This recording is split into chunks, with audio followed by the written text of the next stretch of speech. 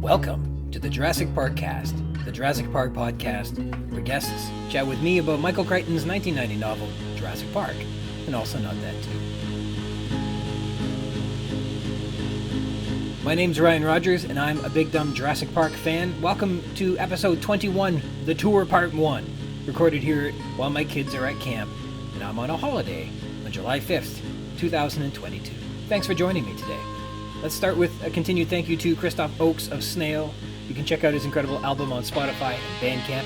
Today's intro is from the song Hummingbird, and our outro is Sacrifice to the Inhuman Creature. Guys, this is a huge chapter where we get world building, backstories, new characters, dinosaurs, all the zany cloning science, foreshadowing, Chekhov's gun, character development, plotting, and it's like 20 pages long. There is a lot to get to, and that's because this chapter is awesome. That also means I'm going to break it into 3 episodes, so please join me in this 3-part mini-series, this being the tour, part 1. Let's move on to our corrections here. So I said that the Sierradactylus lifted Lex off the ground in episode 16, Malcolm, in my interview with Dr. David Hone, but that doesn't happen in the novel, but rather in the film, Jurassic Park 3. It doesn't grab Lex, it grabs other people. They grab Lex's hair, they draw blood from her head, they tear Grant's shirt, they poop streaks over the backs of the characters, and one grabs Lex by the shoulders and tries to take off, but she is too heavy, while it jabs at her with its pointed jaw. And then they all steal her baseball glove, but they do not lift her off the ground, so I was wrong about that. I guess sorry not sorry about this next one. I'm continuing not to use the Oxford comma. Sometimes it's funny when people don't use it, and I like that. I don't want to live in a world where the Oxford comma jokes aren't a thing. And apparently, just as a tribunal requires that there actually only be 3 people on it, hence the name tribunal, you cannot have a duel between more than 2 people. I didn't know that, so I'm sorry. In dinosaur news, while discovered in 1993 in the Spanish Barremian fossil deposit of Las Hoyas and becoming the first ornithomimosaur described in Europe, it wasn't until 2021 that the holotype of Pelecanamymus polydont was ever given a detailed description. Almost 25 years later, the Zoological Journal of the Linnaean Society rewarded our patients with Pelecanamymus postcranial anatomy and the evolution of the specialized manus in ornithomimosaurs and sternum in Maniraptora forms. Pelecanamymus would have had a superficial resemblance to common ostriches, where they were omnivorous or herbivorous and are known from the early or late Cretaceous, though the Pelecanamymus itself is known from the Barremian or the early Cretaceous, and they are expected to be the fastest of all dinosaurs. They were likely all feathered and are known from Laurasia, or the northern hemisphere, and probably Africa and Australia. In this particular animal was about 8 feet long, and its name means the pelican mimic with many teeth. They had small skulls, large eyes, relatively long, slender necks, and this one had teeth, though more derived members would have had toothless beaks. Their forelimbs were long and slender, with powerful claws, and their hind limbs were long, powerful, and had a long foot and short toes, which kind of terminated in hoof-like claws. The holotype LH7777, housed in the Las Hoyas collection at the Museo de Cuenca, was uncovered from the Calizas de la Huerguina Formation. It's comprised of a skull, lower jaws, neck vertebrae, back vertebrae, ribs, sternum, pectoral girdle, a right forelimb, and some left forelimb. The new report provides a revised and more accurate osteological description of the postcranial skeleton, comparing the new measurements to information about ornithomimosaurs, and it's led to the naming of a new clade, the macrochiriforms, where Pelecanamymus and other more derived ornithomimosaurs with enlarged manual elements, like Elan metacarpal 1 and elongated distal phalanges, are now found. Pelecanamymus also has ossified sternal plates, which is unique among ornithomimosaurs, though common among Maniraptoran species, making this the first evidence of such sternal plates in Coelurosauria, making this a convergent adaptation. The authors argue that the character combination in an early diverging ornithomimosaur like Pelecanamymus found in this analysis proves as a key step in the evolution of the manus and pectoral girdle in ornithomimosaurians. My second article is actually something that came out recently for a change in the July 2022 edition of Science Advances. They published a new article that was widely reported on called Arctic Ice and the Ecological Rise of the Dinosaurs. Samples of rock from the Jungar Basin of northwestern China, with a paleo altitude of approximately 71 degrees north, sampled from the late Triassic and early Jurassic period, indicates that, quote, freezing winter temperatures typified the forested Arctic, despite a persistence of extremely high levels of atmospheric PCO2, which stands for partial pressure of CO2. Quote, phylogenetic bracket analysis shows that non-avian dinosaurs were primitively insulated, enabling them to access rich deciduous and evergreen Arctic vegetation even under freezing winter conditions, says the paper.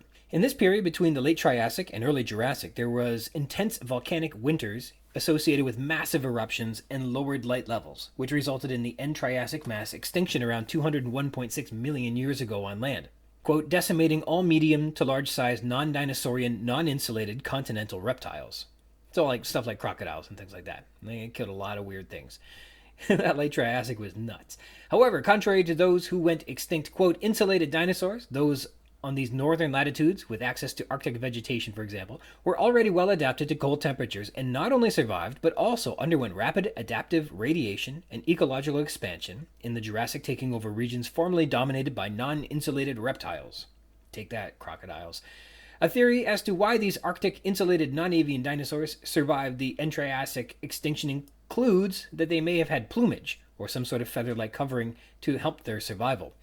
Some researchers have suggested the last common ancestor of dinosaurs and pterosaurs had some form of feathery coat more than 243 million years ago, meaning these dinosaurs may have been covered in feather-like structures that kept them warm during the extinction event. Reportedly, there is no direct evidence of feathers yet among Triassic dinosaurs, but this remains a theory supported by phylogenetic analysis. All right, with the corrections and dinosaur news out of the way, please let me introduce you to my special guest this episode. My guest today is a paleontological consultant for the oil industry and for documentaries, and is a honorary research associate at the University of Bristol, where he's investigating the evolution of, how do we pronounce this? Is it French, like chelicerates, or is it chelicerates, or how do we pronounce that? Chelicerates. Chelicerates, all right. And he's also a self-employed biostratigrapher in the oil industry. It's Dave Marshall. Hello.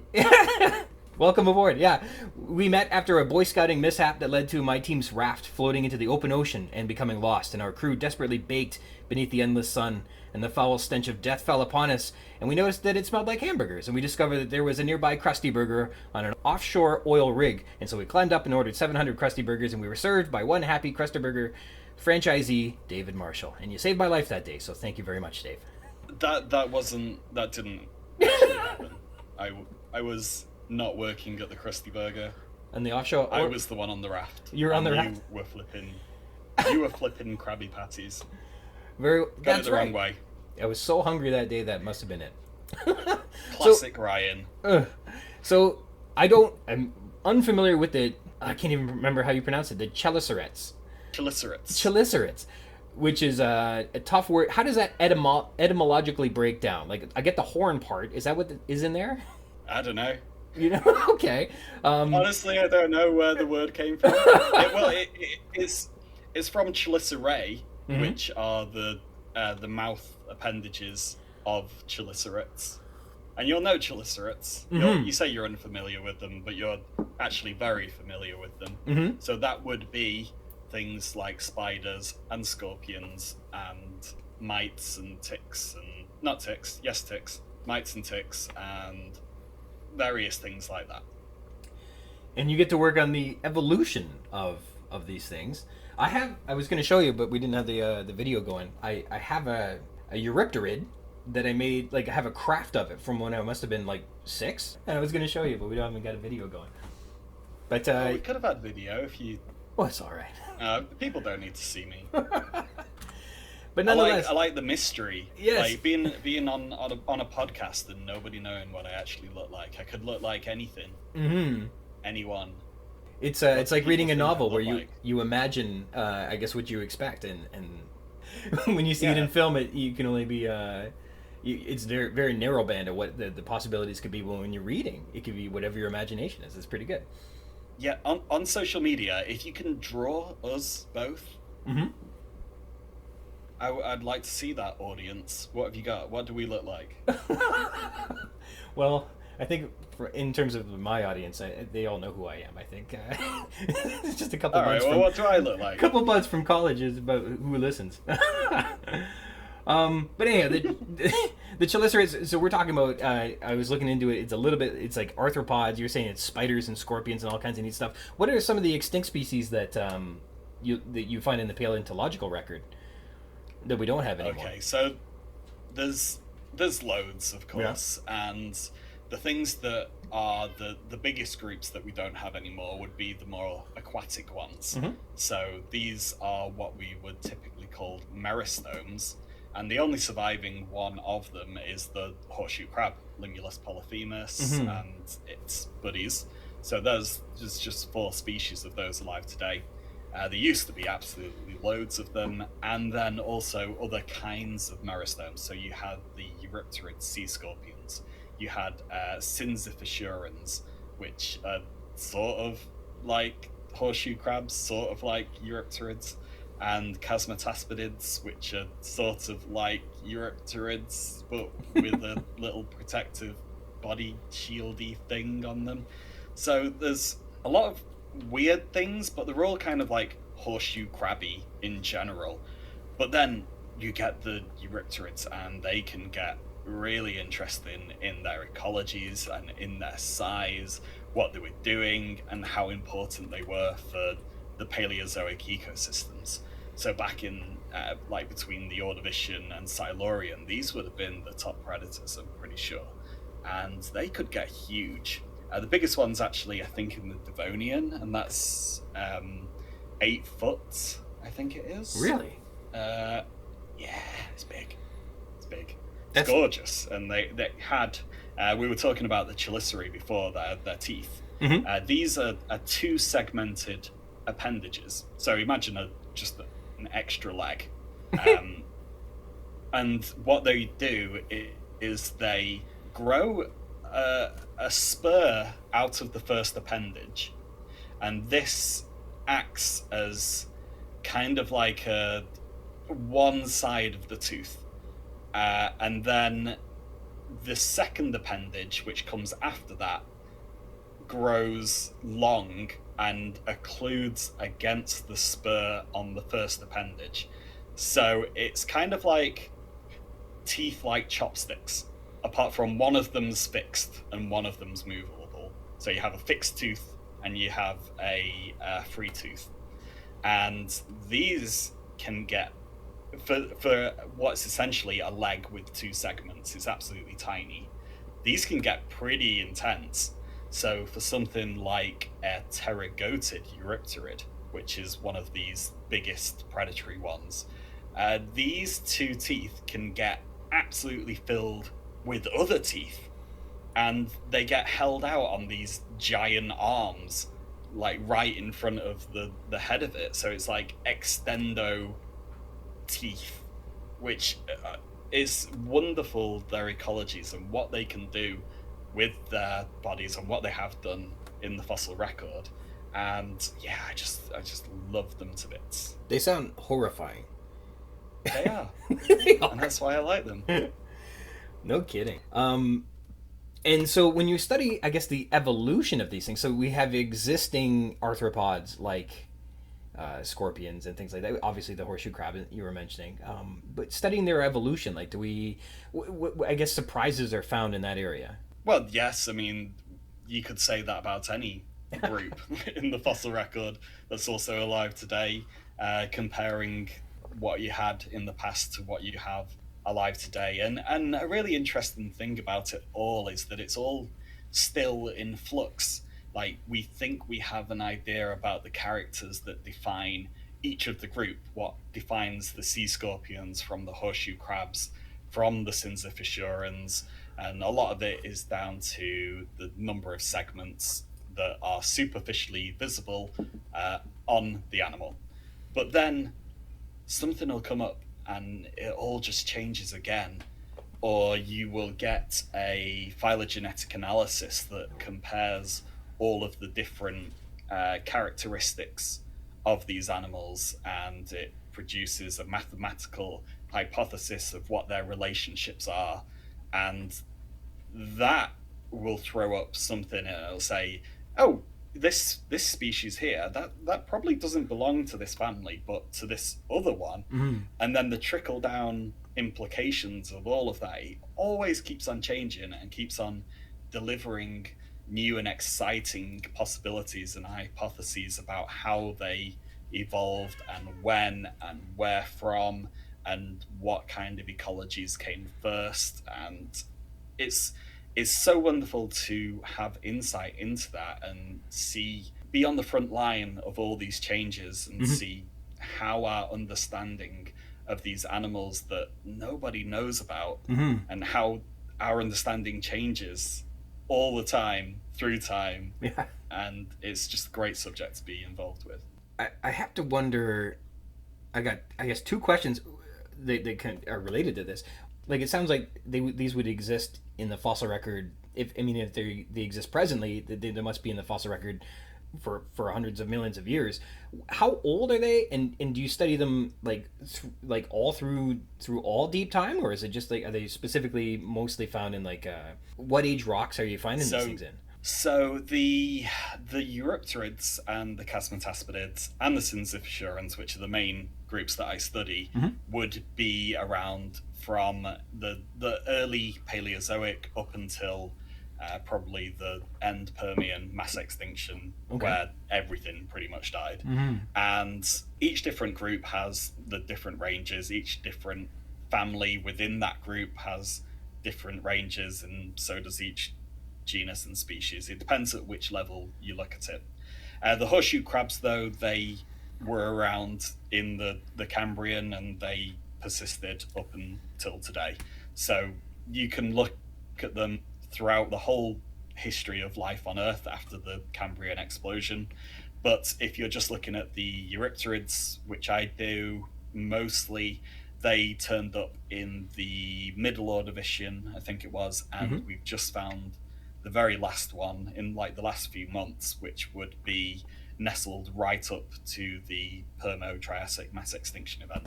So essentially they're about throughout the whole Paleozoic era. Okay, interesting. Before stuff. Dinosaurs. Before, yeah. And then they got pretty quiet at the beginning of the Triassic, did they? Yeah, they were gone by then, unfortunately. They had a big decline ever since these pesky vertebrates evolved jaws at some point in the Silurian and Devonian, and they really started taking off, and you're getting all these fish and placoderms becoming the top predators. The sea scorpions kind of they weren't able to compete in the open oceans, and they got pushed more and more to freshwater, or at least the ones in freshwater were able to survive because they weren't having all of that competition in the seas and stuff. So yeah, they essentially trickled out with a whimper until in the Permian you get essentially what's like a giant Roomba just walking up and down the river floors, sweeping up whatever it can. And that is, whilst it was big and impressive, it was rather dumpy and not quite as exciting as the hyper-aggressive ones that we had in the Ordovician and Silurian. Yeah, those extinctions they'll slow people down, don't they? They do. They slowed 95% of life down. So. Every time, those damn extinctions. But pretty much, yeah, horseshoe crabs got through pretty much all of them. Yeah, it's neat. It's crazy stuff. It's amazing. Extinctions blow, but what does survive gets to have they diversify and they spread like fireworks. They just and they're everywhere and they do amazing things, and the diversity and the crazy stuff they try, it just explodes. So they're exciting times post extinction, however long it takes to get to the other side of those things. But yeah, they're a real bummer for everybody for 95% of everything else. Yeah. Yeah, you just got to hope that you are holding the right hand when the rules of the game change, and all of a sudden you can find yourself, either losing, dying out, or just holding on to a winning hand. You never know. So with the Carboniferous Permian rainforest collapse, the reptiles were wonderfully well adapted to take advantage of the aridification that was happening, because they weren't so attached to freshwater and wet ecosystems, so they could go on to inherit the new vacant ecospace. And so it's interesting, all of the mass extinctions that we have shaped life going on to the very present day. Oh yeah. So I find it really interesting that we can look at what we have today and think, yeah, that's normal. These are lineages that led to, what obviously was the obvious endpoint, which is us. Where in actual fact, if you go at it from the opposite way, if you start wherever, you have a mass extinction. It kind of rolls the dice. You don't actually know where you're going. What we have today is just chance. Yeah. That it's us as the dominant life on the planet and not, say, some group of social insects or something like that. Who knows what life could have been? Well, they'll have their time. Maybe in 100 million years. Who knows what's going to come up? Yeah, maybe. Yeah. Time is I think just we're a number, rolling man. the dice right now. Yeah, tell me about it. It seems statistically unlikely that people will know you from an oil rig itself, but it's more likely that people will have come across you as the host of the Palaeocast podcast, which is awesome. I was telling you before. You mentioned, and you won't be the first person that kind of started a podcast out of spite, but the rumor was that you launched it because paleontology wasn't being done any justice in the media, and you wanted to offer a new piece of media that was starting to show paleontology in its true light. What were, I guess, your reasons or the impetus behind launching the Palaeocast? Yeah, where on earth did you find that? That was exactly what happened. I don't know where I've written that or spoken about it, but your research is spot on and also terrifying because you can see into my head. So I was doing biostratigraphy, which, if people don't know, is essentially helping oil rigs be more efficient and safer when they're looking for oil by using microfossils in their geological interpretations of rocks and stuff, and it gives them a lot more of a solid control over what they think they're drilling through, etc., etc. It helps them find it in future, helps them all be a lot safer, which is nice despite us destroying the planet. So when you're doing that, you've got a lot of microscope time, and I spent a lot of time just listening to podcasts, science ones, and whenever something came up in one of those about paleontology, I was just like, yes. I want to know everything about it. And it was always just the same, questions from someone that doesn't really know anything about paleontology. And they never did it justice. And so I was just thinking, like, yeah, why not me? Why don't I fill in that niche? And so I tried and spectacularly failed. So I was there, and I tried to sit down with one of my friends to record something speaking authoritatively about a paleontological topic. I had an MSc in paleontology, and we started talking, and I just realized I can't actually talk about anything because I don't know it in enough detail that I can come across as having any sort of authority, because you're always cautious as a paleontologist, as a scientist, to not say anything that isn't true. I couldn't just speculate wildly, and so that's how our interview format got started. I was just like, I can't do this myself, I'm just going to talk to one of my friends about their research, and so that's how the format got set. And it was just very organic. Like, I never had any intention of the podcast being what it is today. It just evolved that way itself. Kind of fitting. And you've had incredible guests, and you've had incredible subject matter. And like I said, it's so fascinating. Like, you just get such a wonderful, I guess, overview. I mean, it's only an hour, right? It's not like you're getting a whole accredited course or anything like that when you sit down, but you get so many neat details about stuff that maybe you wouldn't have spent time listening or looking for. But subscribing to that podcast, you get to hear a lot of really, really interesting stuff, for sure. It's been really good. Yeah, make sure you subscribe, everyone. So the thing is that there's never been any like set format for choosing an episode. It's just what has caught my attention, and I'm just like, yeah, we'll do that. And the thing with paleontology is you're dealing essentially with all of life that is alive today multiplied by history. That's a lot of subjects. That's a lot of potential discussions that you could have. Oh, yeah. And there's so many, everything that's extinct added into that as well, all the extinct groups that we don't have alive today.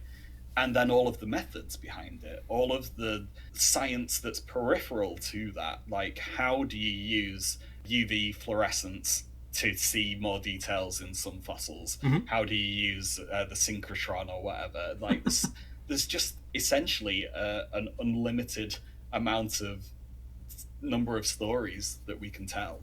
So it's always exciting, and I always learn something new. And it's an absolute wonderful position to find yourself in, where you can just have a conversation with anyone about anything and learn something amazing that you never would have conceived possible. Aquatic sloths. Come on. Yes. What were they doing? They were apparently swimming. Yeah. Yeah. A long way, right? How would the aquatic sloth future have looked if evolution had just been a little kinder to them? We could have had this sloth Atlantis. Maybe they'll get their second chance in 100 million years as well. Or maybe 200 million. Let's hope. Yeah. Well, you kind of get if into anyone has a sloth on them, just chuck it in. Just keep throwing it into the sea. We'll eventually get there. We'll get there. Yeah, it's like teaching poodles to fly. Yeah, that as well. they'll take flight sooner or later. You kind of touched on this already, but I'm curious. What has been, I guess, one of the most rewarding parts of producing the podcast? It's almost been 10 years, you were telling me. What's been, I guess, the greatest reward from producing the podcast for you? That is a good question. I haven't really considered it in terms of reward for me. It's just something I am, for some unknown, inexplicable reason, compelled to do. I like people enjoying it, and so that's always nice to see when people are engaging with it. I like having something I produced 9 years ago or something crop up with a comment somewhere, and someone's obviously still listening to it saying, oh wow, this, that, or the other. But generally, for me personally, I guess it's the willingness of the participants to talk to me and to the audience as well, and just really getting to hear what they have to say and seeing the paleontological world through their eyes and their experiences and all of the weird, unique, wonderful bits of information that they have. And so you're mentioning too that you've got to work on documentaries as well with this like paleontological focus or consultancy. What sort of documentaries are you working on, and what kind of contributions do you make when you're consulting for a documentary? Yeah, I do loads of things. Yeah, like I've got so many little projects going on, but with the documentaries, that's such a wonderful job. So thinking of watching Attenborough documentaries when I was little, and now working on those kinds of documentaries, it's brilliant to see how they're produced and contribute my knowledge to the story and help shape what people are going to see and enjoy in the same way that I saw and enjoyed those kinds of documentaries when I was little. I've been working on 2 major ones that I can't tell you about because they're not out yet, but they will be out at some point soon, and they should be pretty big. We're not talking possibly the same scale as Prehistoric Planet in terms of, like how much money they threw at promoting that, and where you saw it everywhere. But they will be major, like headline documentaries. That's really exciting. So that's cool.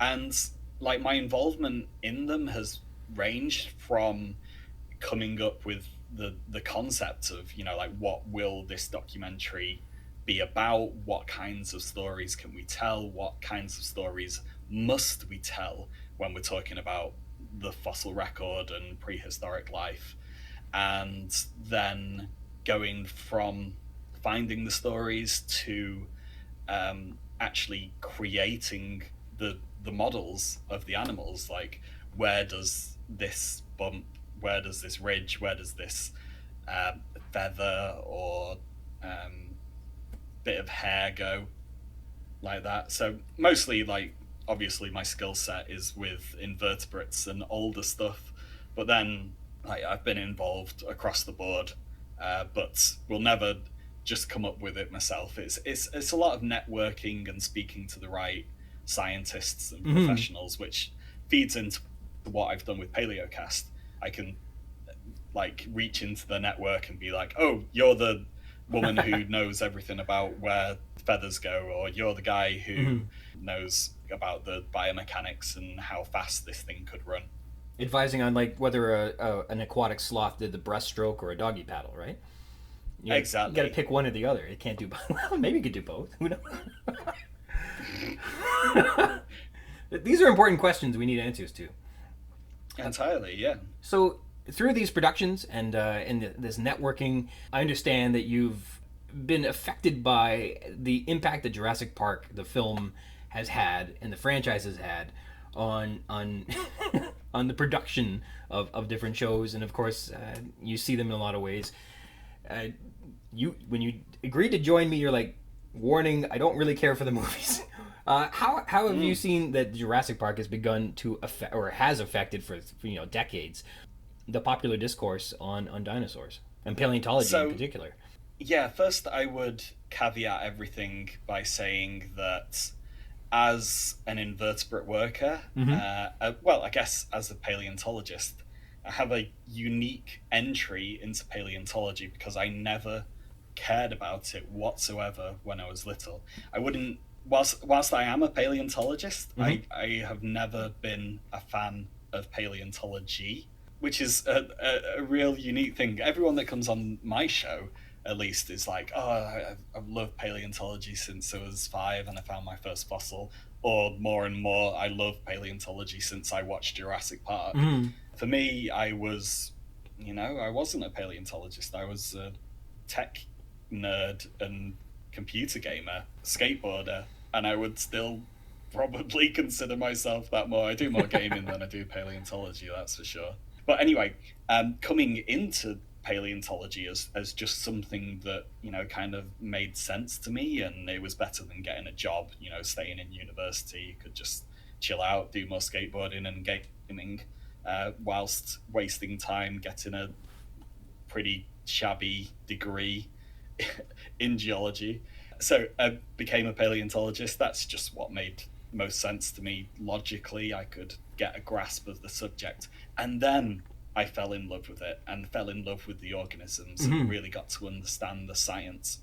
So there was never any love for paleontology there. There was never any love for the film when it came out. So when that came out, I can't remember, like 9 or something.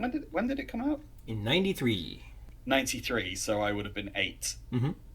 Yeah, didn't care about it at all. Like, I saw it in the cinema, and I think I experienced it in a way that they would have want their audience to experience it. It was my first exposure to dinosaurs as, an individual, as seeing them as portrayed as, living things rather than just plastic toys or in a book that I didn't really care about. I knew what dinosaurs were, of course, but there was never any love for them or whatever, and the film didn't change that.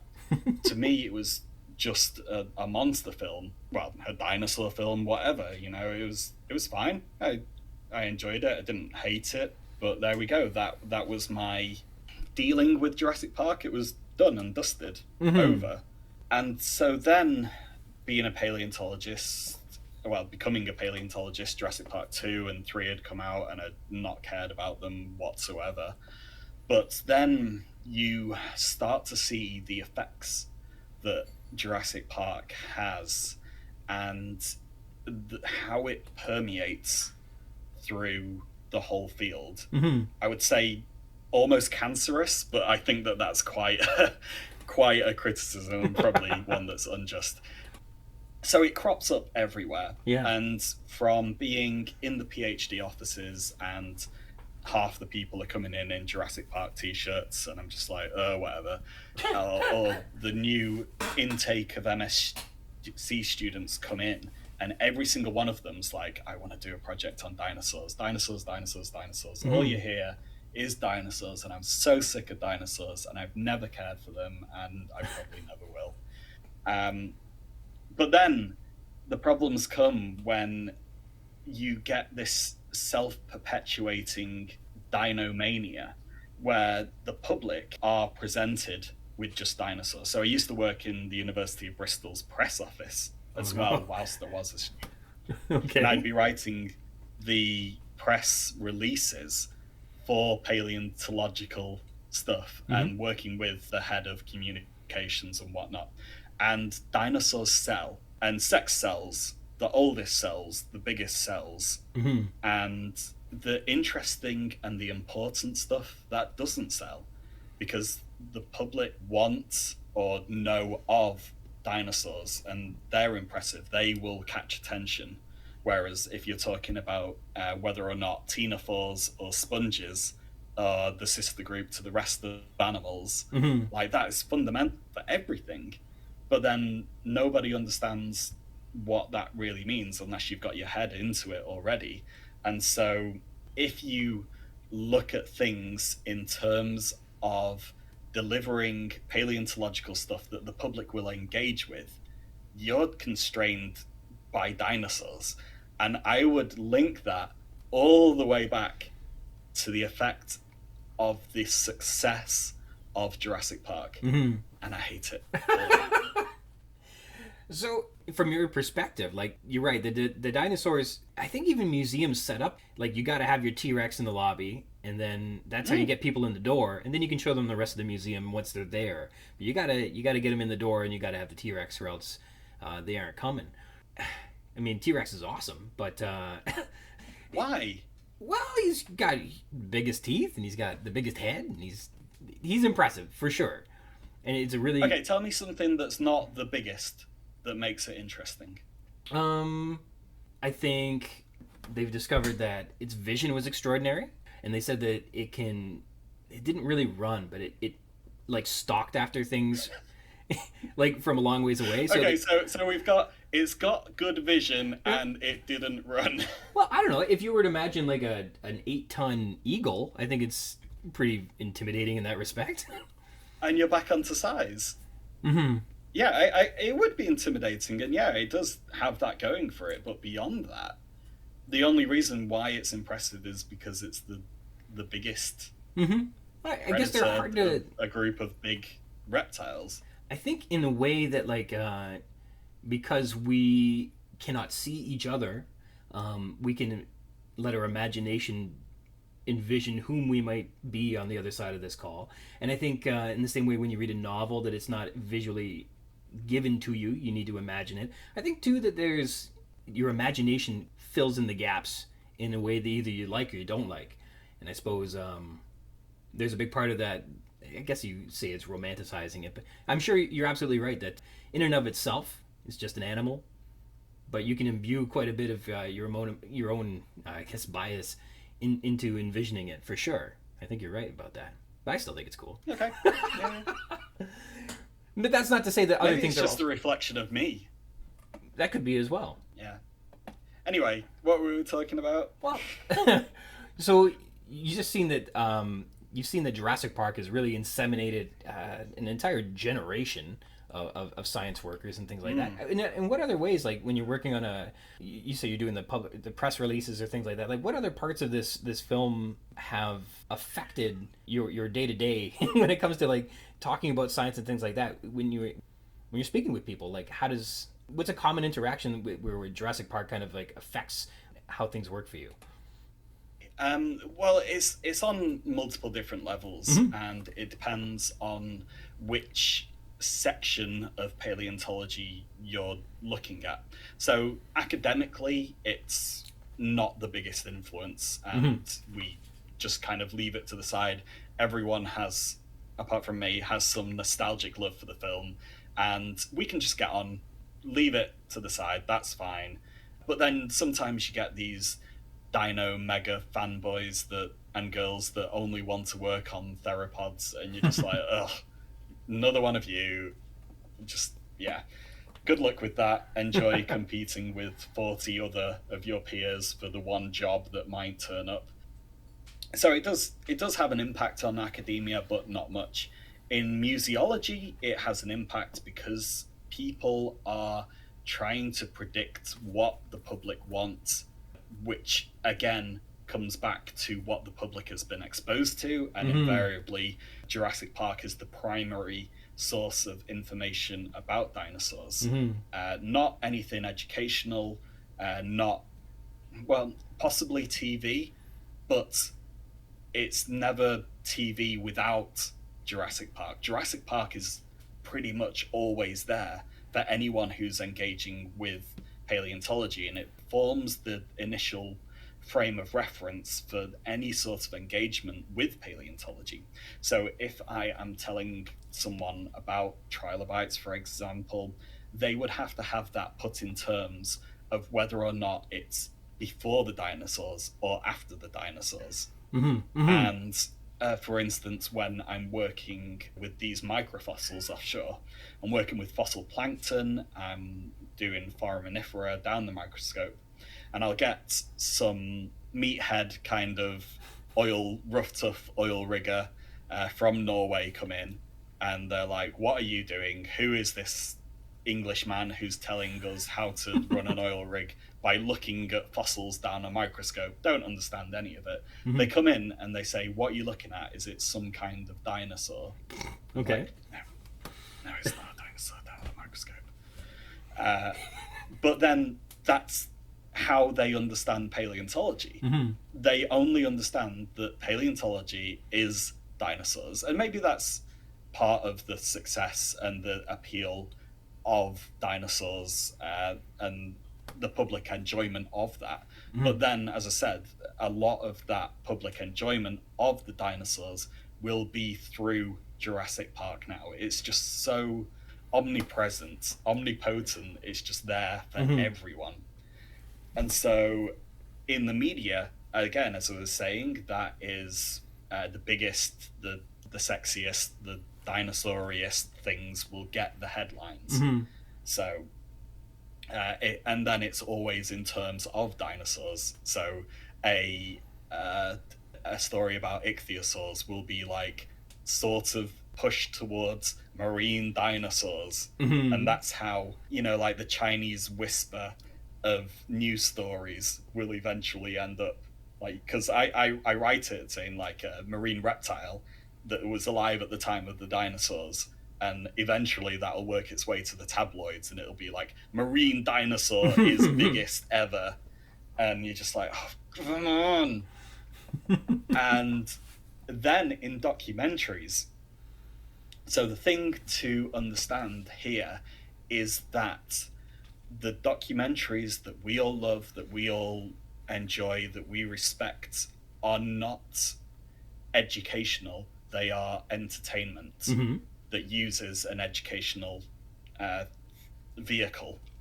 But they do not exist to tell us about stuff. Gone are the days when you could watch a documentary and they say, what you're seeing here is this, that, and that. This is what the science is.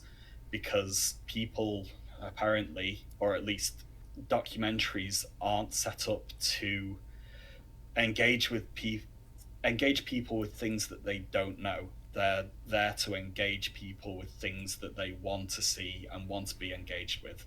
So you'll want to surprise your audience. You'll want to, get them to watch, to get them to engage, to get them to have empathy with the characters, because this is all in terms with characters. It's not animals, it's not taxa, it's characters. The thing that you can't do is you can't challenge them, you can't make them feel stupid, you can't make them stop and think, because as soon as you've done that, they've lost interest and they'll go to find something else. So your documentary is set up in a way that you have to perpetually entertain your audience, and at the highest levels these documentaries are produced by people who have also Jurassic Park as their sole point of reference, as their principal point of reference.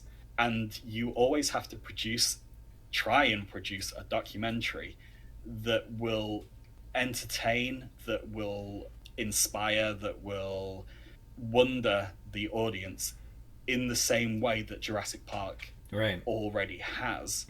Apart from, if you want your documentary or your new film or your new piece of entertainment, you can't be like, oh, well, we'll just make it like Jurassic Park, but we won't go as far as what they've done. Like, we're not going to make T-Rex as aggressive. It can, like, just chill out a bit. And that's what I think, Prehistoric Planet has done pretty well, is shown these animals more as like living creatures and not like the movie monsters.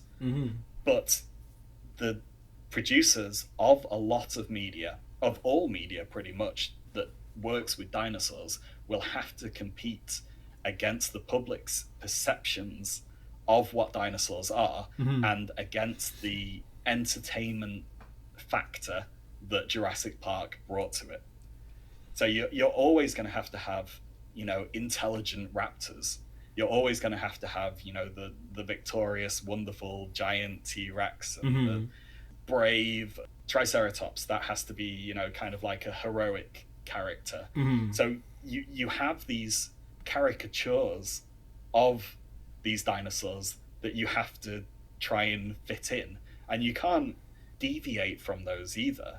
Like, Triceratops is your heroic character. You can't suddenly make Triceratops a bad guy in that, because that challenges people's perceptions to look at them in a different way. You can't have wimpy T-Rex. And again, I push this all back to Jurassic Park and say, this is what you have done. This is the result of you having completely had the most successful paleontological film that will ever exist.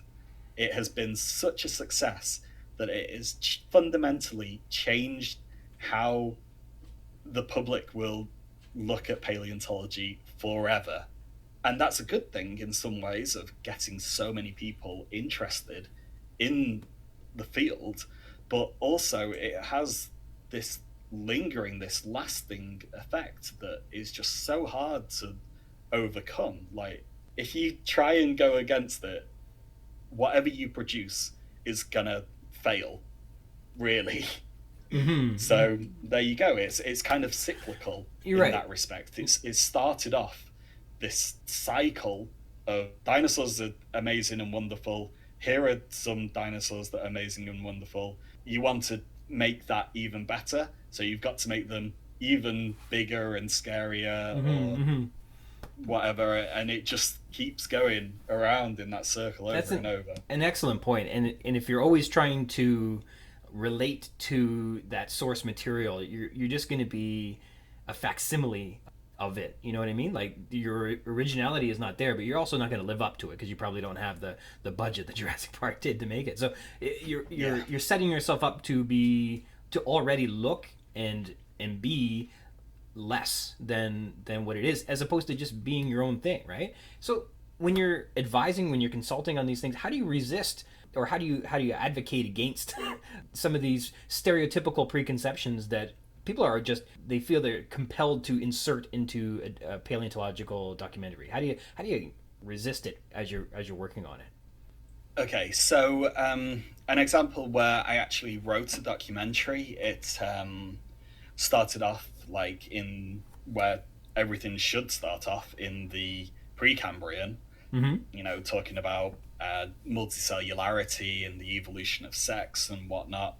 And I had episodes on plants, a whole episode on plants, a whole episode on arthropods and their terrestrialization, and all of this wonderful stuff, that all of this twisting narrative that fed back into itself. Oh, it was glorious. And the producers were like, that is going in, that's wonderful. Go away for a bit, return to the production, and it's just gutted, and it's just all dinosaurs. Like, there's there's nothing that I can really do to stop this, only to mitigate the worst of it. Yeah. So I know a lot of people who would advise against working in documentaries as a scientist, because whatever you say is going to be taken potentially out of context, turned up to not even 11, turned up to 15 or something.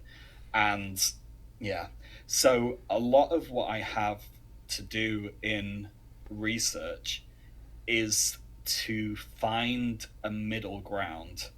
So I will go with, here are your facts, and they will come back and say, how far can we push these facts? Mm-hmm. Is it reasonable to suggest that, it could be 15% bigger? And I would be like, well, the biggest fossil that we have of whatever probably isn't the largest one that ever lived. So you could possibly increase it by a couple of percent or something. I don't think that will be wrong per se, but we don't have evidence for it.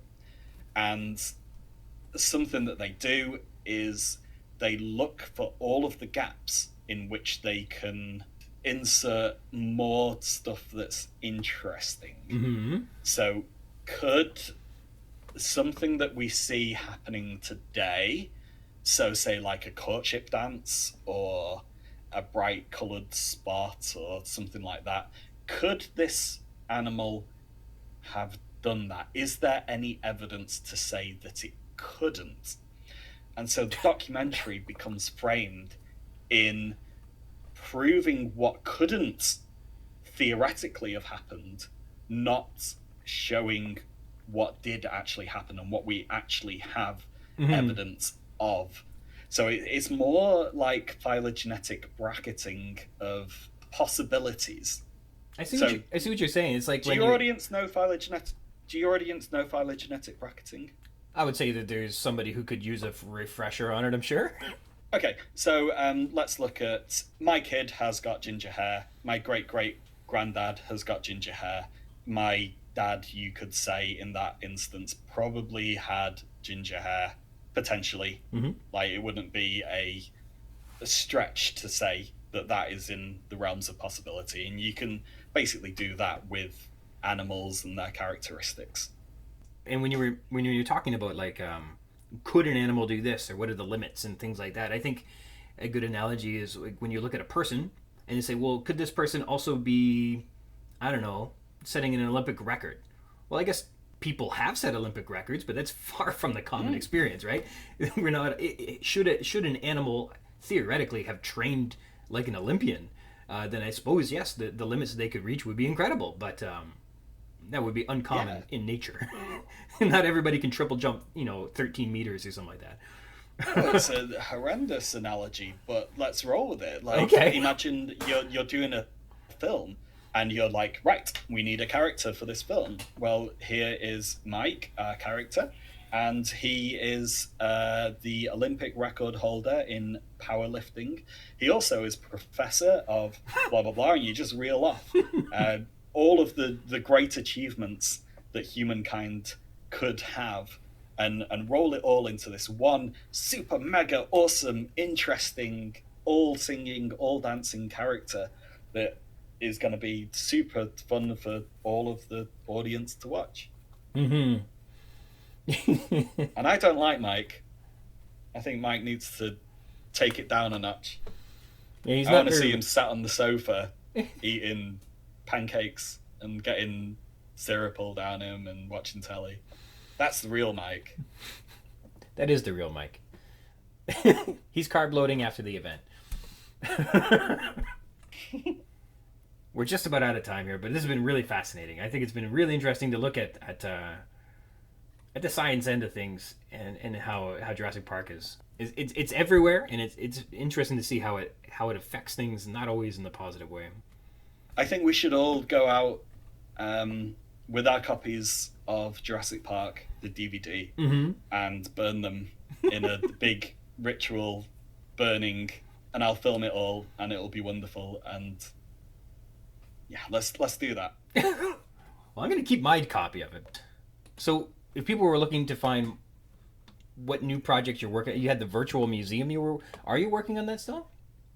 Yes, there's so many different. I'm just spread all over the internet. If you look at anything to do with paleontology online, you will eventually find my tendrils infiltrating everything, trying to make people pay attention to paleontology that isn't dinosaurs.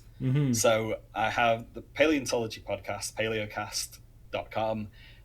We have a computer gaming wing of that, which is the Palaeocast Gaming Network, which is on YouTube, where we look at different computer games and the fossils in them. It's all Jurassic Park rip-offs. Okay, I believe that. Terrible Dilophosaurs and stuff. Then I have a project to make a digital museum with all of the virtual museums and digitized resources that already exist. So if you went to whatever Smithsonian website, they have a load of pictures of fossils on their website, but it is just a catalogue of here are some fossils that we have taken pictures of. You can find them if you just search for the accession number and then scroll through all the different various entries, and you will find a picture or a video of something that we have made. And I'm like, that's rubbish. Like, no one's gonna look at that. Let's put it back into a museum context. But that museum is like Pokemon, and you run around it and look at all of these fossils on display and then get the information. And so that is in production, and it's been in production for way too long. I need to finish it. But that is going to be awesome when it comes out. What else do I do? Documentary stuff, podcast, computer gaming, live streaming, anywhere where there's some technological thing that I can do to tell people about paleontology, I will be there. That's good. Where would you recommend people start if they were looking for more information? Where would people start? Paleocast.com. Paleocast.com. All right, right on. With an A, because I'm English. Yes, you do have to add the extra A. Well, this has been wonderful. I really, really appreciate you coming on. Well, thank you very much for having me. I've had a lot of fun, and I love your work, man. It's a great podcast. I enjoy it very much. Oh, you. Stop it. All right, thank you to my very special guest, Dave Marshall. It was wonderful having him. He was a little reluctant to come on because he doesn't love Jurassic Park, and he wasn't sure that you would have much to say on a podcast about Jurassic Park. Thanks to him for joining us, because he obviously had a lot to share. This week's text is The Tour, spanning from pages 92 to 111, although, like I said, we're breaking it up into a 3-part mini-series. Characters. Because this chapter is bigger than an Apatosaurus, we're going to only focus on a couple of the many characters in this chapter. This time, Regis, Nedry, Malcolm, Arnold, and Fellows. Ed Regis. We'll come to learn that Ed Regis despises leading this tour, but he does it with aplomb. So there's something to be said for his dutiful commitment to professionalism when taking on extra tasks outside the job description, like helicoptering dinosaur victims to the mainland. He's unhappy and impatiently tapping his foot because he's been asked to watch over Hammond's grandkids while they're visiting, which is not his job, on page 96. He feels degraded. Earlier, he is described as licking his lips when he was nervous, and now he's tapping his feet. He's squirmy and kinetic, and I wonder if there's meant to be any suggestion of substance abuse, maybe, here. He's not a babysitter nor a tour guide, but these are thrust upon him because Hammond wishes it so, on page 96. So he feels like this is a waste of his time. He's head of public relations for Jurassic Park, and he's got a lot on his plate with the upcoming opening a year from now, including coordinating with firms in San Francisco, London, New York, and Tokyo. His job is difficult enough, too, because the dinosaurs are being kept a secret, and for the marketing agencies to do their best work, he was required to nurture their creativity. That's his strength. And Regis has been working on the island for the past 7 months, and they keep pushing, quote, odd jobs on him, including dealing with the, quote, construction accident in, quote, January, on page 96. Regis calls the mauled workman sick again, and you can remember my complaint about sick and injured way back when we first covered that story. That was in episode 2 of The Bite of the Raptor. You can check that out again if you wish. Regis assures everyone that the signage cautions against great danger, but they are just posted for legal reasons, and that, quote, everything is perfectly safe, he says on page 98. Regis defers leadership of the tour to Henry Wu once they reach the fertilization room, and he has to interrupt Grant from examining the velociraptor, hoping to stop him from putting the infant in distress on page 110. Grant won't listen, so Regis has to get firm with him. Perhaps dinosaurs get Grant acting a little adolescent as well? These animals are delicate and die from postnatal stress syndrome, which is adrenocortically mediated, causing death within minutes. So I guess when its heart starts pumping, they can be terminally affected when they're infants. Dennis Nedry. Tim's first impression of Nedry is he's a fat college kid who has something to do with computers on page 93. Upon hearing about the nucleated red blood cell extractions, Tim thinks that Nedry looks uninterested, as if he knew all of this already and was more interested in the next room on page 100. He's described as the messy fat man. And Wu knows Nedry by name, but perhaps doesn't know that Nedry built the programming system? Would Wu know who Nedry is? More importantly, Nedry is shown to be more interested in the powerful computers than in the extraction techniques. Nedry apparently had, quote, long ago concluded that InGen must be doing something like cloning dinosaurs. We're told on page 103. What? Geez, maybe this guy really should be working for Biosyn if he can figure that out. Well, he had some help figuring that out. A buddy of his, Barney Fellows. We get some of Nedry's backstory revealing that, quote, a couple of years earlier he was hired by InGen to, quote, design the park control systems. And the specs said that they needed, quote, 3 by 10 to the exponent 9 fields, which is apparently a ludicrous amount, and he thought it was a mistake. But it was real, so they concluded that they must be cloning dinosaurs? Nedry has made a name for himself in building large systems and setting up worldwide telephone communications for multinational corporations on page 103, often with millions of records, but InGen's is much larger. It requires billions of records. Nedry must be a close friend or confidant of Barney Fellows. They share some sort of camaraderie from working in the same field, working on similar projects, and if Nedry's a world-renowned system designer, Fellows must be on par. He's working under a non-disclosure agreement on 104, we're told, but can say that it is a bioengineering firm. Nedry feels that analyzing an entire DNA molecule is a dubious idea because, quote, he knew biologists were talking about the Human Genome Project to analyze a complete human DNA strand, but that would take 10 years of coordinated effort involving laboratories around the world. It was an enormous undertaking as big as the Manhattan Project, which made the atomic bomb, we're told on page 104. He designed the control systems with his programming team, taking more than a year to accomplish. But it was, quote, especially difficult because InGen wouldn't ever tell him what the subsystems were for. On page 104, we're told. He received design parameters but no details about use. As a result, now that the system is up and running, it's no surprise that there are bugs in the programming. And now, InGen is, quote, hot and bothered about the bugs, and Nedry finds it, quote, annoying on page 105. Later on, Nedry thinks the infant velociraptor looks like a lizard, on page 107, and when Wu says the baby raptors don't have teeth, even egg teeth, that perks up Nedry, who wonders about those, which is kind of out of character for him, but that's what happens, on page 108. Ian Malcolm. Tim's first impression of Malcolm is he's a thin man in black, who didn't shake hands, but just nodded his head. This suggests everyone else did shake hands, even Nedry, but Malcolm did not. And that's a fun connection to our introduction to Malcolm, where he bucks social norms, actively doing something that others don't or would not, combating the givens in our behavior. I don't think he's being quirky or standoffish or resistant to children. He's actively performing contrarianism or something like that.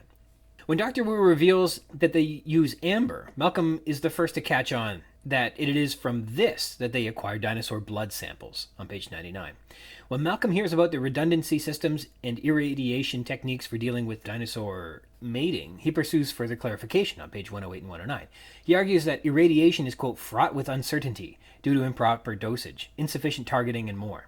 Then probably the greatest line from the novel or movie comes next. Quote, and as for them all being female, is that checked? Does anyone go and lift up the dinosaur skirts to have a look? I mean, how does one determine the sex of a dinosaur anyway? On page 109. Genius. This is just flippant enough that it begins to eat away at Wu. John Arnold. John Arnold is the chief engineer at Jurassic Park, a tall, thin man in a button-down short-sleeve shirt and tie, smoking a cigarette, on page 98. Yes, a second character named John. Smooth Michael Crichton. Nobody's going to have trouble with that. Spielberg said nope, and he changed his name to Ray Arnold because there's absolutely no reason on an island with only 20 people that you made up that there needs to be 2 guys named John. That's goofy. Barney Fellows. Barney Fellows is a colleague of Dennis Nedry, we're told on page 103, who works at Symbolics, near the MIT campus in Cambridge. He must be a close friend or confidant of Nedry's, presumably on par with Nedry's status as a world-renowned system designer. He concedes a system with 1 billion fields is too big because even with, quote, the fastest processors and blindingly fast algorithms, a search would still take days, maybe weeks, we're told on page 103. Or in other words, it's just too big to function. He is familiar with working under non-disclosure agreements, we're told on page 104, and apparently with bioengineering firms enough to know that they could be analyzing DNA molecules. Localities. We have the control room. This looks like a smaller version of Mission Control, we're told on page 98. A room surrounded by windows from the hall, and I suppose looking outside too. A vertical glass see-through map of the park, a bank of glowing computer consoles, screens displaying data, and video images from around the park. And there are just 2 people inside working, John Arnold and Robert Muldoon. The extractions room. This door opens with a security card, like all the doors in the laboratory building, we're told on page 98. It's bathed in a green light, with 4 technicians in lab coats looking down double-barreled stereo microscopes or looking at images on high-resolution video screens. The room is filled with amber, in glass shelves and cardboard boxes, in large pull-out trays, and each is tagged and numbered in black ink. And the researchers are likely looking at insects in the amber with the microscopes. We have the gene sequencing room. Powerful computers run in a chilled room, we're told on page 100, like a high-tech laundromat, where 2 6-foot-tall round towers stand in the center, and along the walls are rows of waist-high stainless steel boxes, altogether emitting a loud humming. The boxes are the Hamachi Hood automated gene sequencers run by the high-speed Cray XMP supercomputers, we're told on page 100, which are the towers in the center of the room. There are also several monitors displaying where in the sequencing process the computers are at. And finally, we get Symbolics near the MIT campus in Cambridge, Massachusetts. And this would be near Boston, in that collegiate area like at Harvard, or something like that. We're told on page 103. We have allusions and references to real things in the real world to help us make more sense of what we're looking at. We have Mission Control, quote, that looked like a small version of Mission Control, we're told on page 98, says Crichton. Mission Control refers to NASA's control room where they launch and control spacecraft. It resembles an auditorium lined with many desks and computers all facing the front of the room where there's a large series of screens reporting more data. And you can imagine everyone wearing collared shirts and headphones while they're nervously working. You can think of Houston from Apollo 13, starring Tom Hanks from 1995, and the Apollo 13 fiasco may be being alluded to here. NASA had a series of horrifying tragedies and critical failures in its early history. And recall the epigraphs where Erwin Chargaff's quote about "you can stop visiting the moon," as mentioned in the pilot episode Epigraphs, which you can go back and listen to if you wish, which suggests when the risks are too great, when human casualties are so high, you can just stop going to the moon, or you can end that risky behavior. But, as he continues to say, you cannot recall a new form of life. This is an illusion that carries with it a simultaneous warning that the risks are incredibly high in these highly scientific and overly ambitious scientific pursuits. Jurassic Park is no different than the Apollo 13 program. It's dangerous and risky. But the rewards are great. Thomas H. Loy. Loy's procedure is referenced. He, like my guest Phil Hoare from episode 18 Chateau, is from Canberra, Australia, and he developed a technique for lifting splotches of blood from stone tools and bones and then extract bits of genetic material. This was a real guy who cut his teeth in 1983 studying 104 stone tools unearthed from British Columbia, Canadian content, with blood samples on almost all of them, from a variety of animals like black-tailed deer, moose, snowshoe rabbits, caribou, and grizzly bears, and some had human blood. So that's extracting DNA from old blood, but not from crushing up fossilized bones. Second, the artifacts were maxing out at 50,000 years old, but not 100 million years old. So like Loy's procedure sounds like something that's applicable here, but it's another example of Crichton name-dropping something that isn't real. But it sounds real because it's based on something real, and so we blow right on past it, but believe in it anyhow. The Manhattan Project.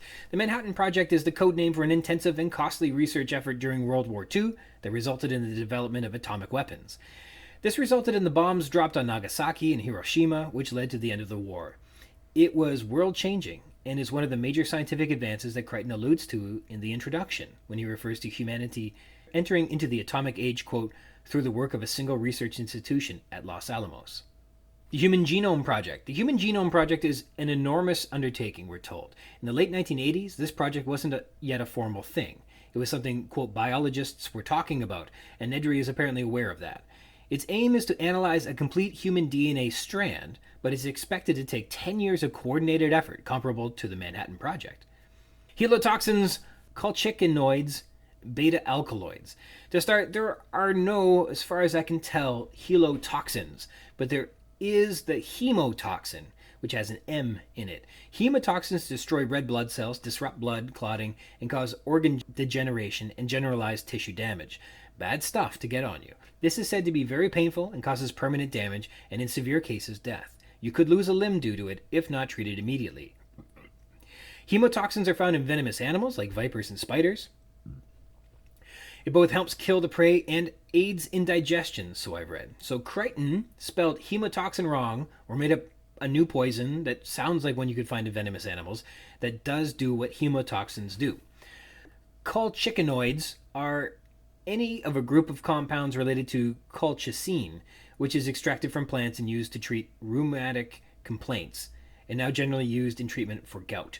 This is an oral medication where the risk of overdosing is severe. Common side effects are a sore tummy, but high doses can damage bone marrow, hair loss, anemia, and then inhibited mitosis, or severe body failures. You can easily overdose and die. It's dangerous and spelled correctly, so that's good too. Beta-alkaloids is some reference to alkaloids, which are naturally occurring organic compounds produced by many varied organisms that are used in medicine, having physical and psychological effects. And whatever a beta-alkaloid is, it isn't very common nor commonly written about in the past 20 years. I found a reference to them on a law website where lawyers are encouraged to prove closed head injuries in their clients by looking for beta-alkaloids, which apparently a lawyer's, quote, expert on the stand will testify begin to form on and in the brain as a body's response to the injury to the brain. Because there is no medical reference to be found on beta-alkaloids, nor their presence in the event of brain injuries, I'm not sure what type of expert would testify to this, other than fictitious cloning geneticist Dr. Henry Wu, I suppose. I found another healthcare website focusing on neurology, saying that examples of beta-alkaloids, which are causing neurological tremors, include harmine and harmane. So further down the rabbit hole we go. Harmine is a beta-carboline and a harmala alkaloid found in a variety of plants, which has been found to be relatively toxic to humans in doses above 3 milligrams per kilogram. Symptoms including behavioral changes in sleep, tremors, tummy trouble, nausea, and vomiting. Harmane is a chemical, but I can't make heads or tails of what it means. I think Crichton may have intended to reference beta-carboline alkaloids, but missed one of the words. These are a general class of many types of alkaloids and synthetic compounds, which can affect all sorts of things, but notably brain function and pharmacological effects. And note, the Serena veriformans that Sattler identifies at poolside also contain a deadly beta-carboline alkaloid on page 85, so how do you like that? Are these great references to include in the novel? I'd say no. They aren't spelled correctly, and so referring them to any real harm is strained, but it certainly sounds significant, but serves as just another example that it's much easier to gloss over Crichton's science because it sounds good than it's worth digging into what he's actually referencing. But this is just more world building. In a world where these made-up clunkily referenced poisons are in a lab, where a small dose of which can kill any living animal within a second or two, one boy who likes technical things will begin to lose interest. We have some more literary techniques. The metaphor, dinosaurs on the brain, we're told on page 94 and 95, gives us the impression that this is a constant, uninterrupted consideration in Tim's life, that he's always thinking of dinosaurs, and as a result, knows a lot about them as well. Similes, you have to watch my kids like a hawk, on page 96, says Hammond to Regis, transferring the qualities of a hawk's sense of vision, which is extraordinary, they have the ability to detect prey miles away, to Hammond's desired efforts from Regis, that he too should use extraordinary visual resources to oversee the safety of Hammond's grandkids. We'll rate this as a good simile, which is why it's probably a common turn of phrase. Quote, that looked like a small version of Mission Control, on page 98, says Crichton. Mission Control refers to NASA's control room where they launch and control spacecraft. It resembles an auditorium lined with many desks and computers, all facing the front of the room where there's a large series of screens reporting more data. And you can imagine everyone wearing collared shirts and headphones while they're nervously working. Ultimately, it's to give us the impression of a highly computerized, scientifically advanced bank of data and operating equipment. not a crowded room. But it also transfers the quality of that tension often portrayed at mission control, as if billions of dollars and decades of work could spontaneously blow up in their faces. A pretty good simile, I think. Quote, as big as the Manhattan Project, which made the atomic bomb, on page 104. So how big was the Manhattan Project? It lasted 4 years, was a multinational endeavor between the US, the UK, and Canada. It grew to employ 130,000 people, it cost nearly $2 billion US dollars in 1939 dollars, which Wikipedia says is approximately $23 billion in 2020 dollars. And research and production occurred at more than 30 sites across those 3 nations. So, like by a variety of measures, that's comparatively big. That's a good simile, I suppose. Discussions. Let's talk about biohazards. Biological hazards come up, and they are important. On page 97. A sign says that this lab conforms to the USG P4 EKG genetic protocols. Now, as far as I can figure, P4 and EK3 are containment level categories describing the laboratory's biosafety containment principles, technologies and practices in place to prevent the unintentional exposure of pathogens and toxins, or their accidental release. Remember, you cannot recall a new form of life from our pilot episodes and epigraphs. So this corridor is for authorized personnel, and this poster shows that the lab adheres to the USG's P4 and EK3 biosecurity, describing the protection, control, and accountability for valuable biological materials, VBM, within the lab, in order to prevent their unauthorized access, loss, theft, misuse, diversion, or intentional release. This comes with a series of risk assessment factors, a hierarchy of controls and containment practices, sort of like the ISO quality standards, but for internationally recognized biohazard containment. Then it shows what sorts of terrible things they're working with, specifically teratogenic substances. Here's a hot tip. Do not Google images of this. Just don't. Radioactive isotopes and carcinogenic potential. In all, it means they're working with serious stuff in this lab. But they've been certified by the USG, which proves that they're taking things as seriously as is necessary. Elaborate security measures. We spoke earlier about Nedry having to beat elaborate security measures that protect the embryos. Well, here we get a taste of what that means. First, we're on an island where there are usually only about 20 people running the place, as referenced on page 98. So, you have to be vetted, and everybody likely knows who you are and where you probably should and shouldn't be when you're on the park. AKA Nedry shouldn't be with the embryos. Wu shouldn't be out in the park. Regis shouldn't be in the nursery, etc. Second, this door should only open with a security card, even though it's not mentioned until the next scene, where Crichton says, quote, this door opens with a security card like all the doors in the laboratory building, on page 98. So let it be known, on the record, you need a designated clearance to enter the embryo area. Next, they enter into a lab, and there's an actual security guard stationed there, on page 98, on the other side of the door to the control room, where the entire park is controlled from. However, despite all this secrecy and security to protect their intellectual property, Dr. Wu just tells everybody exactly how they do exactly what they do. Really, Nedry didn't have to do anything except take the tour. This is considered proprietary information. This is their unique process by which they are able to perform their magic. And Wu is literally spilling the beans. The secret is out. Should anybody else want to do it, hey, here is the recipe. It's crazy, right? The fertilization room explicitly requires a security card, we're told on page 105. Let's follow up on this concept that Regis is a liar, or perhaps is just wrong all the time. I don't know. Entering into the control center, there are signs warning against very serious toxins and poisons, but Regis says, never mind the signs, they're up for legal reasons. I can assure you everything is perfectly safe, we're told on page 98. And then they bypass a security guard. Those poisons and toxins are obviously unsafe, and there's a security guard there securing them against something. So is it really safe? We don't pass any other security guards on the tour, and we visit the raptor pen in this scene.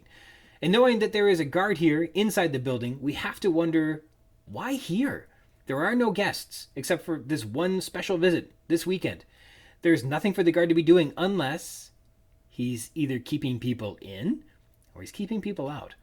Therefore, is he keeping people working at gunpoint? No, not likely. Of the 20 people on the island working, are so many trying to gain access that he has to be posted there? No, that doesn't make any sense either. So why is he there?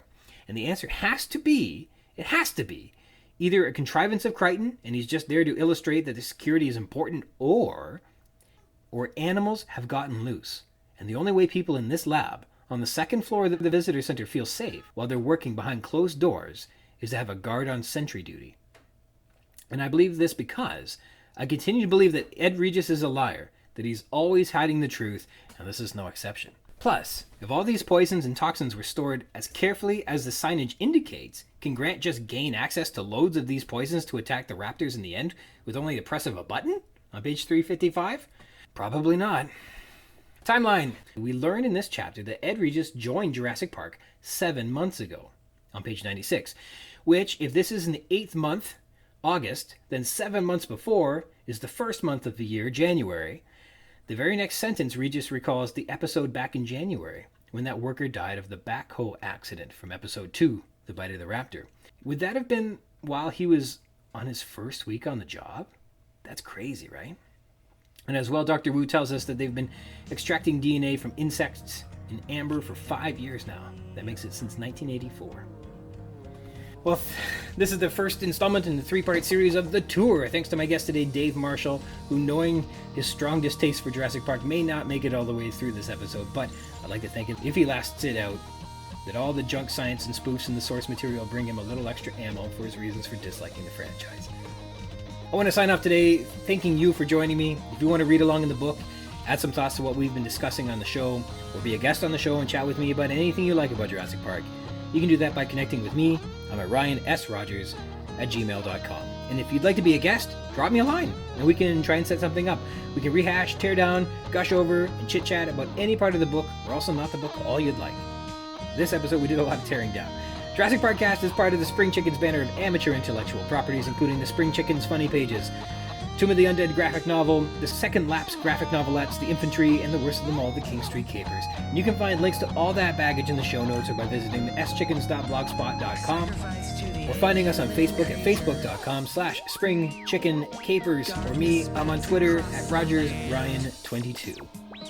Thank you, dearly, for tuning into the Jurassic Park-Cast. The Jurassic Park podcast where we talk about the novel Jurassic Park, and also not that too. Until next time.